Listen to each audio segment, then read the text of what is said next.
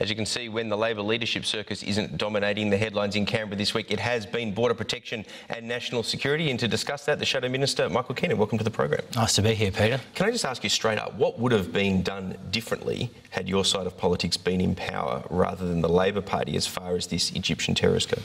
Well, there's a whole series of things. I mean, firstly, we wouldn't have our security agencies under the enormous pressure that they're under at the moment to make assessments just about the sheer volume of illegal arrivals who are streaming into Australia. Why is that? Well, because we won't have the situation where we're having 3,000 people arrive on illegal boats per month. Now, ASIO are doing a very difficult job trying to clear people, but when you're dealing with such an enormous volume of people, then clearly it's very, very difficult for them to make a sensible assessment about the risks that any individual might pose to the Australian community. Secondly, Peter, and very importantly, if we had a national security concern about somebody who arrived here on an illegal boat, you would not find them surrounded by a pool fence in the Adelaide Hills.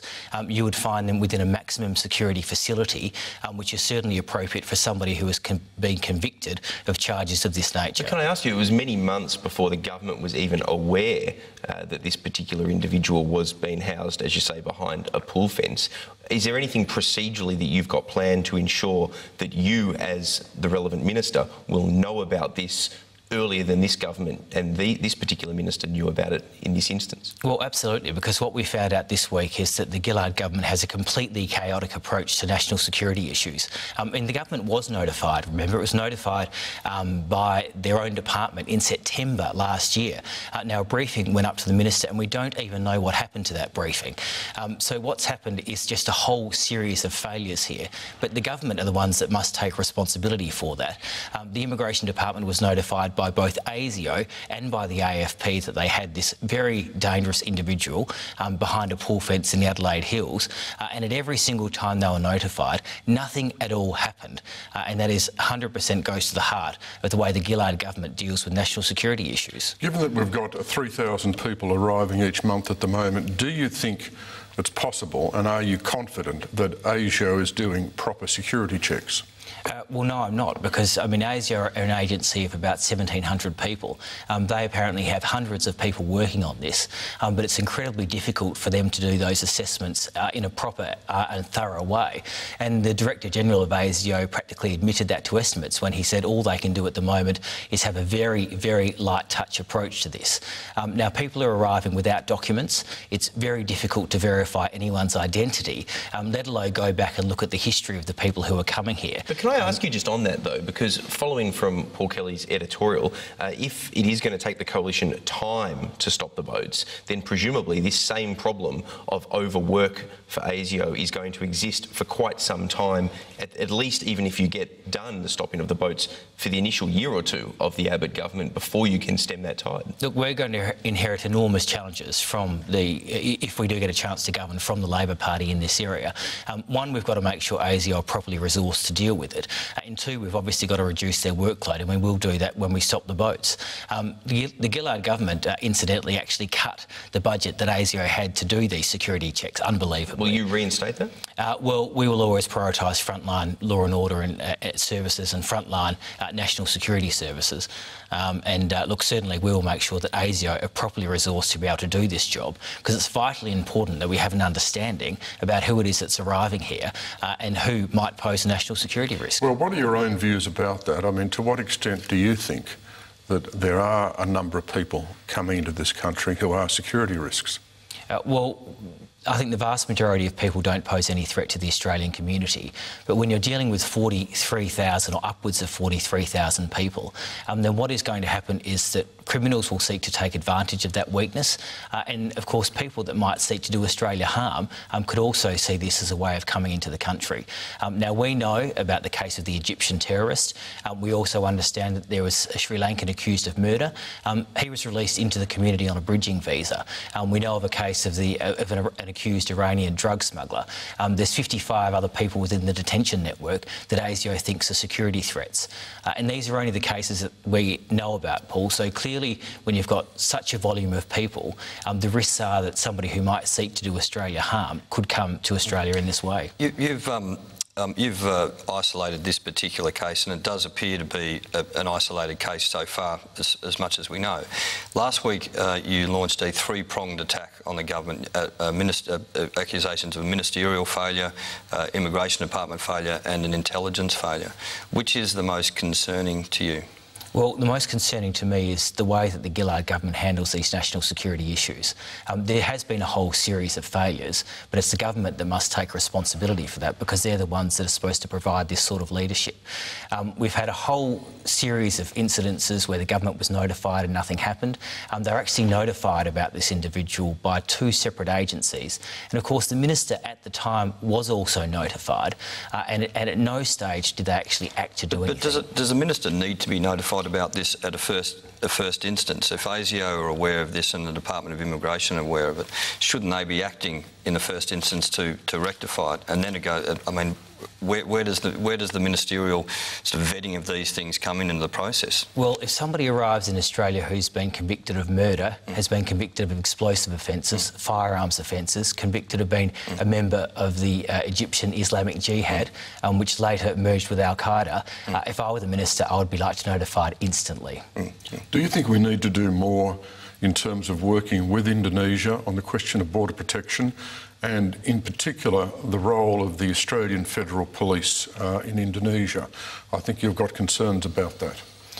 Well, working with Indonesia on this issue will be pivotal, and astonishingly in the last budget the Gillard government actually cut the AFP presence in Jakarta by 40%. Will you reinstate that? Well, we will always prioritise these sorts of services. But you said that to my last question about that. I mean, let's be honest, that's rhetoric. If needed, will you put the resources into this? Because that's a budget question, because obviously the coalition wants to run on a tight fiscal policy, but you are saying that resources have been cut. Well, look, we will certainly prioritise these agencies, Peter. I can give you that undertaking. And in terms of the AFP presence in Jakarta, it is vitally important that we have officers up there dealing and liaising with their Indonesian counterparts. And I might say that the AFP has been very successful in establishing a working relationship with their Indonesian counterparts. And to cut their presence there was an incredibly foolish decision. Can you stop the boats without cooperation with Indonesia, or is that an absolute necessity? Well, I think we can stop the boats by destroying the pull factors from Australia, but we will certainly work to cooperate with the Indonesians, and that relationship will be pivotal. And I think that we will establish a very good working relationship with them. What about turning boats around? Is that something that can be achieved without the support of the ports from which you intend to send them back to? We can do that. Well, Australia can do that, and in the past we have done that with the acquiescence of the Indonesians, but it wasn't via a formal arrangement. And remember, when it comes to turning these boats back around, it would be sending Indonesian flagged boats with an Indonesian crew back to the Indonesian port from which they've left. And there's absolutely nothing from stopping that. So you don't need Indonesia for that very reason? That sounds logical to me. You don't need their cooperation. You can just turn them around because they are, after all, from Indonesia? We don't need a formal arrangement with the Indonesians to do that. And when we have done it in the past, we did not have a formal arrangement in place. OK, is what you're saying that you wouldn't seek a formal arrangement? I mean, John Howard didn't have a formal arrangement. So is that how you'd operate in office? Well, we will seek their cooperation, but we don't need a formal agreement to do that. As I said, we are returning Indonesian boats to Indonesian ports, and we can do that as we've done it in the past without a formal arrangement with the Indonesians. Now, I mean, the government is saying this is nonsense. You can't do it. You can't turn the boats around.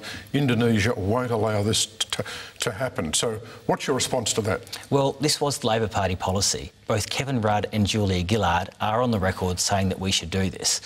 When they got to government, like so many other things they said prior to the election, they didn't implement it, and they didn't have the courage to implement it. Now, when people say it can't be done, the evidence to suggest that it can be done is the fact that we have actually done it. We did it during the Howard years, and we did it very successfully because it sent a message loud and clear to people smugglers that we were serious about stopping them. Now, what about the Australian Navy? I mean, the Navy has reservations about this. How do you handle the fact that the Navy may well be concerned about doing this? Well, the Navy did it very professionally in the past, and I'm sure that they'll be able to do it professionally in the future as well. But they're not so sure that they can. And someone like, for example, former New South Wales Liberal leader Peter Debnam, who spent, I think, about a decade as an officer in the Navy, says it simply can't be done because circumstances have changed. Well, again, I point to the evidence when people say it can't be done, and that is that it has been done. But his point is that it's changed because there's now an awareness that if they sabotage the boats when boarded, they therefore have to go to an Australian port or an Australian planned offshore arrangement rather than be able to be turned around. Well, look, I'm not going to go into the deep operational details, but the Navy can certainly do this professionally. They did face challenges when they implemented this policy under the Howard years, but they certainly managed to do it. And I have every confidence that the Australian Navy will be able to do it again. Could I take you to the what appears to have been another tragedy at sea overnight? Have you sought, or are you going to seek a briefing on that incident? As far as we know, perhaps up to 60 people may have died at sea. Have you obtained any information on it yourself? Look, we haven't got any information than what I've been able to divine from the media this morning. We will certainly seek a briefing from the government at the earliest possible time. And this is just a reminder about this is another terrible human tragedy on top of the other terrible human tragedies that have unfolded on our borders over the past 6 years. That's true, but if the coalition is elected in September, you'll have direct responsibility for incidents like this.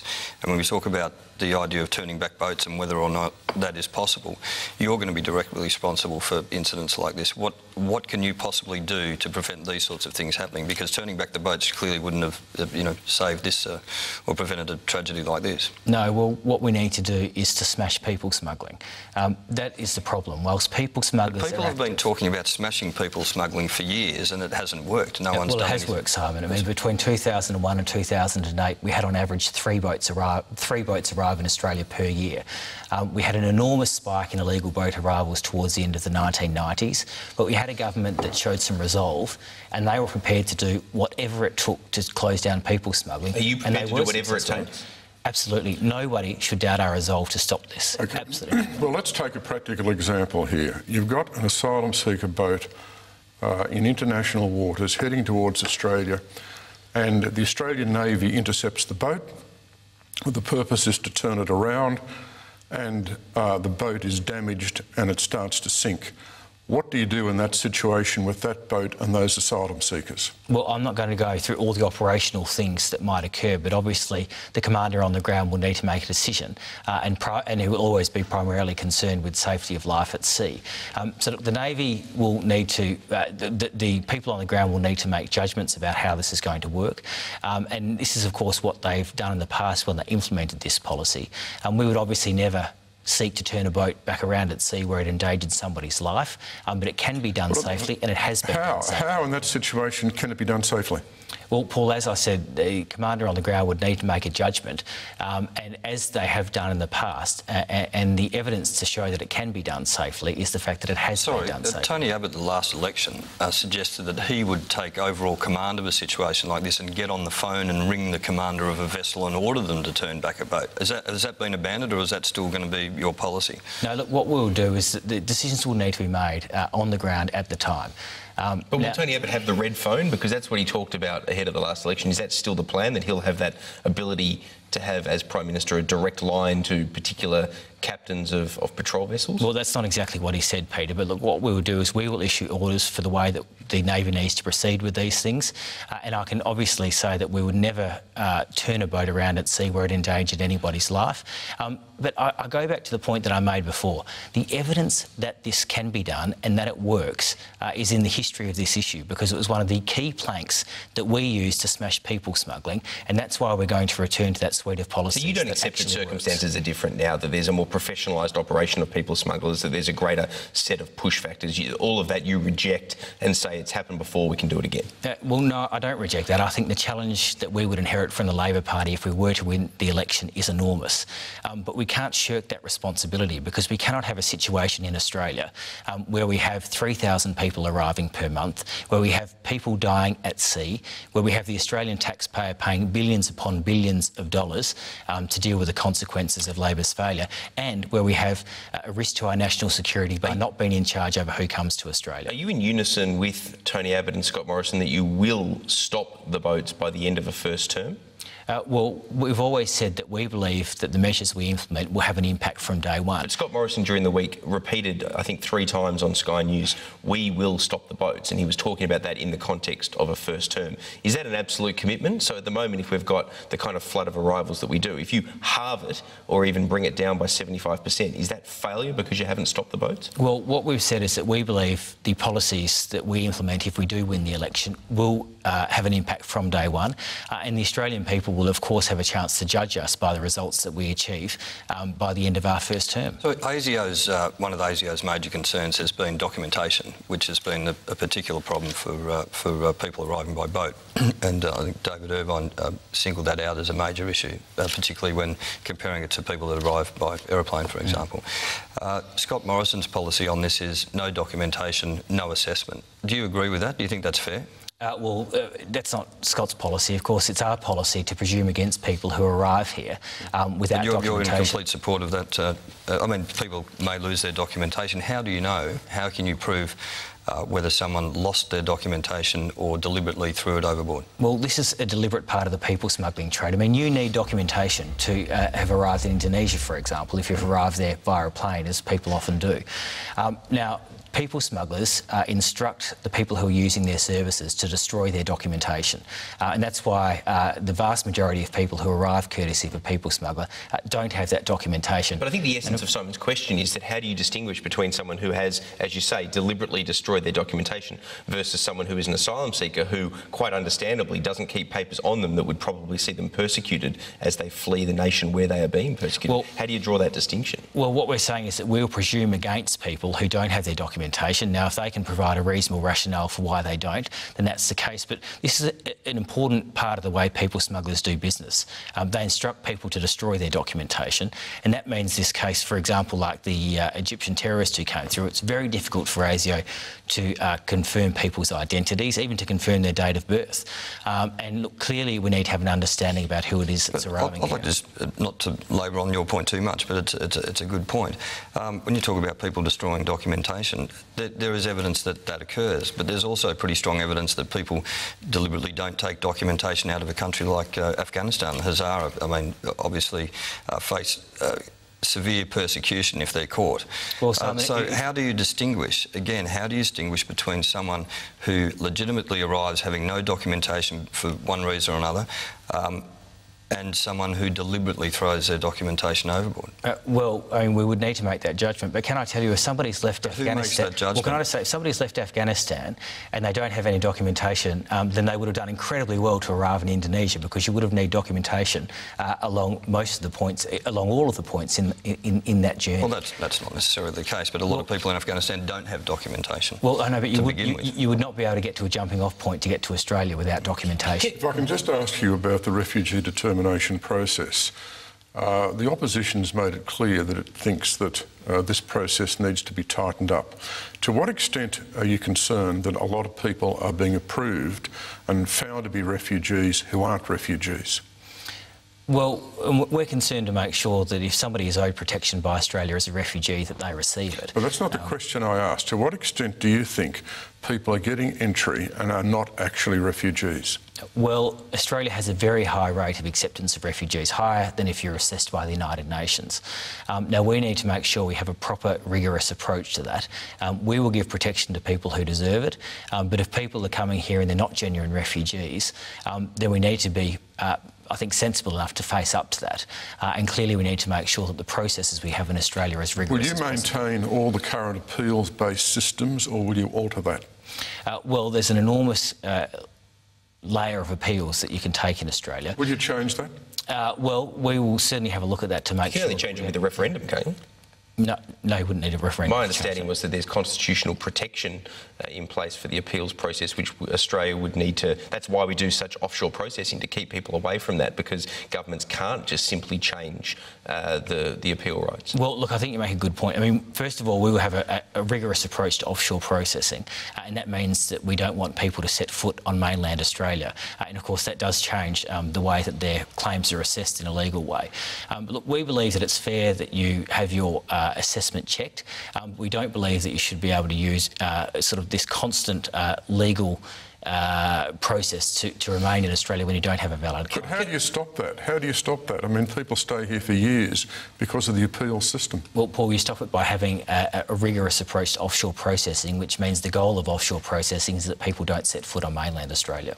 And then presumably you hope that you don't have all your offshore centres get full to the point where you have to house them back here in Australia, because that's what's happening under Labor. Well, that's why the heart of this problem always will be stopping the boats from coming in the first place. Can I ask you about the international conventions? Because I think that most voters look at people coming via Indonesia and they consider them economic refugees because they're jumping from Indonesia to Australia. That seems to be an implicit part of the coalition's narrative, because you want to turn boats back to Indonesia. How does that work within the refugee conventions that Australia has signed on to? Because Indonesia is technically not a signatory nation to the UN conventions, you are technically allowed to bypass Indonesia and come to Australia because you don't have any rights recognised in Indonesia. Why or how can the coalition continue to be a signatory to a convention which allows that, yet turn people back to Indonesia? I don't quite follow the premise of your question, but I mean, the Refugee Convention means that we owe protection to people who are genuine refugees, and we're perfectly within our rights to make a judgment about whether someone is actually fleeing persecution or they want to come to Australia because they would like a better life. Now, I can understand why people would want to do that, but of course we don't owe people protection in those circumstances. But I think the way the international law works on this is that if you get to Indonesia, if they become a signatory nation to the Refugee Convention, no problem. They're not allowed to jump from there to Australia. But because Indonesia doesn't recognise them, they are still theoretically persecuted because they have no rights there. And under the conventions, which may well be antiquated, this being the case, they are allowed to then keep coming to Australia. Isn't that a reason for Australia to pull out of the convention or try to sign Indonesia up? Well, I think there is problems with the convention. I mean, the convention was drafted to deal with a whole different set of international circumstances. It was drafted to deal with those huge population flows that were left in limbo at the end of World War II. And look, I don't think the convention ever thought about a set of circumstances where people would self-select to come to Australia from halfway around the world. Now, I think we should work with like-minded countries to make sure that the convention is updated to reflect the fact that we live in a very different world in terms of people movements. But do you accept the proposition that the convention doesn't give people the right to self-select the destination point? Absolutely, yeah. I mean, the convention... But that's what's happening, isn't it? There's a lot of evidence to suggest that is the case. I mean, people are coming from halfway around the world. It's not like they're just crossing over the border to seek shelter. They are self-selecting to come to Australia. And clearly when they're doing that, we have a right to test their claims to persecution and whether we owe them protection or not. Before we run out of time, can I ask you about temporary protection visas? Now, this is something that isn't implemented under the current government, that is planned to be implemented under an Abbott government. How long would you be prepared to leave people on temporary protection visas? Well, the point of temporary protection visas is it doesn't translate into permanent residence to Australia. But is that ever? So, for example, the whole point of them is that you flee somewhere where you are being persecuted, but you're here as a temporary resident, and upon such time as that place that you fled becomes safe, you can be returned. Now, how long is that? I mean, there must be a time limit to it, presumably. Well, the whole point of temporary protection visas is it undermines the people smugglers' ability to sell permanent residence to Australia. That's why we do it, because that's the product they're selling, and that's why they're... But how long can people be on TPVs? Well, the nature of them are that it's a temporary protection, and if circumstances within your home country change, then we would rightly expect you to return home. But for what period of time? I mean, if you flee a country that for 10 years is in turmoil and it's not safe for you to return, but then it becomes safe after 10 years, do you and your 3 children that were born in Australia over that period all head back? Or is that the end of the TPV because of the amount of time that passed? Well, look, the whole point of the policy is it undermines people selling permanent residence to Australia. And so clearly putting a time limit on temporary protection visas is not going to have the policy effect that we want. Now, if the circumstances change within your home country and you no longer require Australia's protection, then I think it's perfectly reasonable that you return home. And I cite Sri Lanka as an example. But is that reasonable indefinitely? Because I would have thought once somebody's been here for a certain length of time, it becomes incredibly disruptive to them, their children, their entire approach to life, to be sent back, not to mention the difficulty of them actually being here during that time, wondering whether it's 6 months or 6 years when they might be leaving the job that they're in to go back to this homeland that they've fled. Well, Peter, we want to stop people smuggling, and you stop people smuggling by undermining the product they sell, and the product they sell is permanent residence to Australia, and we want to make sure that they can't sell that product anymore. All right, Michael Keenan, it's been great having you on the program. We will hopefully speak to you again before the election. This is a big issue. Thanks for your company. It's my pleasure. Thank you, Peter. We're going to take a commercial break. When we come back, wider issues in the mix this week, including Kevin Rudd. Back in a moment.